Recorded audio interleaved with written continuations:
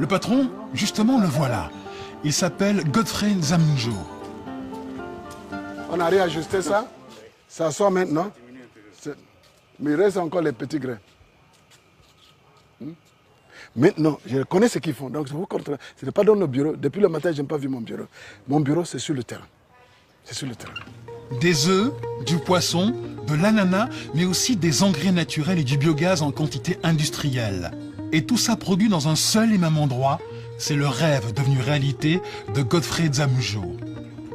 Cet Américain d'origine nigériane travaille dans un laboratoire en Californie quand en 1985, bouleversé par la situation du continent africain, il décide de tout plaquer pour revenir sur le continent. J'étais dans mon laboratoire, plus grand laboratoire. J'ai regardé au niveau de 80 ce qui se passait en Afrique. J'ai dit, ce n'est pas. Donc je suis revenu.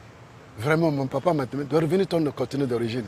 J'étais amer, j'étais frustré. Je voyais que l'Afrique est extrêmement riche, avec les capitaux et tout ça. Le continent le plus riche du monde, mais le plus pauvre du monde. Ce n'est pas acceptable. C'est ça qui m'a rendu fou. Son projet, appliquer sur le terrain ce qu'il a expérimenté dans son laboratoire. Le Bénin lui concède alors 1 hectare de terrain à l'abandon pour y construire une ferme bio. Aujourd'hui, le centre s'étend sur 24 hectares, fonctionne en totale autonomie et emploie plusieurs centaines de salariés. Ici, selon la doctrine de Godfrey Nzamujo, rien ne se perd, rien ne se crée, tout se transforme. Exemple avec le recyclage des fientes de poulet transformées en gaz. Nous sommes en train de faire le mélange des fientes avec la jacinthe d'eau pour donner un bon rendement de gaz. Après quelques heures de repos, le mélange sera chargé dans une cuve, le digesteur. Quand on charge le digesteur avec, ça se décompose. Quand ça se décompose, ça produit le biogaz. À la fin, tout ce gaz nous permet d'alimenter, de démarrer un générateur qui produit de l'électricité. En plus de l'électricité, ce biogaz va alimenter les cuisines du restaurant du centre. Et ce n'est pas tout. Les déchets de la décomposition des fientes de poulet vont encore servir d'engrais naturel pour les cultures. Et Godfrey Nzamujo a poussé la doctrine de récupération encore plus loin. Pour être totalement indépendant, il recycle tout le métal de sa ferme pour produire des pièces de rechange pour ses machines. C'était les fonderies. On a déjà fondu ça. Donc on va les travailler maintenant pour créer des poulies. À partir de ça, on fabrique les machines pour nous. On n'a plus besoin d'importer. Donc comme ça crée l'emploi, ça fait développer la capacité d'innovation. Ça déclenche l'envie d'innover. Et les jeunes deviennent intéressés.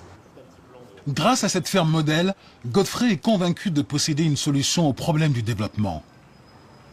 Ce système intégré attaque en même temps tous les défis du développement. Cette idée va nous aider à changer notre manière d'organiser la société, d'organiser les industries. Toutes les chaînes sont réétablies, à partir de micro-organismes jusqu'à l'homme, on travaille en synergie. Et c'est ça qui va nous amener à la durabilité.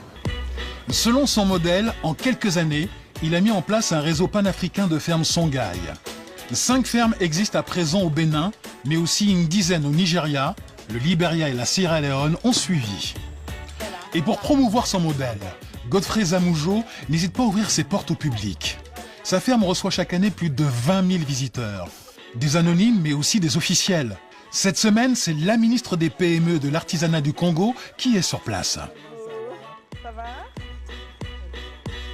Songhai est pour moi la solution idéale et ce que j'ai trouvé ici va peut-être faire en sorte que nous puissions dupliquer l'expérience de Songhai au Congo. Et je pense que la décision est déjà prise dans ce sens. Il y a beaucoup de chefs d'État qui sont passés ici, on parle. Mais depuis que madame est venue, elle veut maintenant. Il faut que ce soit déjà hier qu'on a commencé. Donc c'est bon. Non, c'est bien. Voilà. Le modèle Songhai séduit d'autant plus qu'il est rentable. Ces 17 fermes ont généré un chiffre d'affaires de 7 milliards de francs CFA en 2013 et près de 600 millions de bénéfices. Voilà ma culture américaine maintenant, l'organisation de l'industrie. Donc vous voyez ici, et donc voilà, nous avons des camions qui travaillent. Pour pousser plus loin sa logique, Godfrey Nzamujo a décidé d'industrialiser sa ferme. Comme il produit déjà des fruits, il s'est lancé dans la fabrication de jus. Pour cela, il s'est offert une ligne d'embouteillage d'une capacité de 6000 bouteilles par heure. Mais méthode Songhai oblige, le site fabrique lui-même les bouteilles et les bouchons sur place à partir des déchets plastiques de la ferme.